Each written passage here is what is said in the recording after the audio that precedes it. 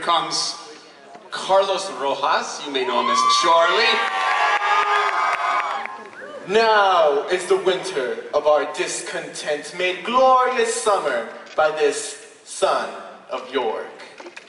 And all the clouds that lowered upon our house in the deep bosom of the ocean buried, now are our brows bound with victorious wreaths, our bruised arms hung up for monuments, our stern alarms changed to merry meetings, our dreadful marches to delightful measures.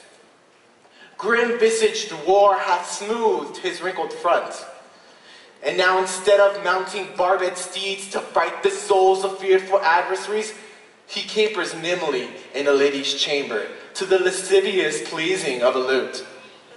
But I, that am not shaped for sportive tricks, nor made to court an amorous looking glass, I, that am rudely stamped and want love's majesty to strut before wanton ambling nymph, I, that am curtailed of this fair proportion, cheated of feature by dissembling nature, deformed, unfinished, sent before my time into this breathing world scarce half made up, and that so lamely and unfashionable that dogs bark at me as I halt by them. Why I, in this weak piping time of peace, have no delight to pass with time, unless to see my shadow in the sun and descant on my own deformity.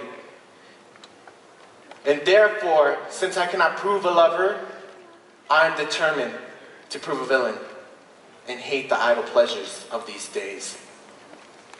Plots have I laid, inductions, dangers set by drunken prophecies, libels and dreams to set my brother Clarence and the king in deadly hate the one against the other.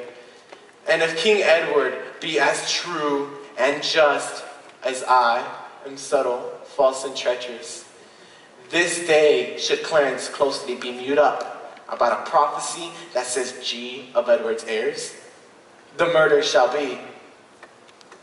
Dive thoughts down into my soul, here Clarence comes.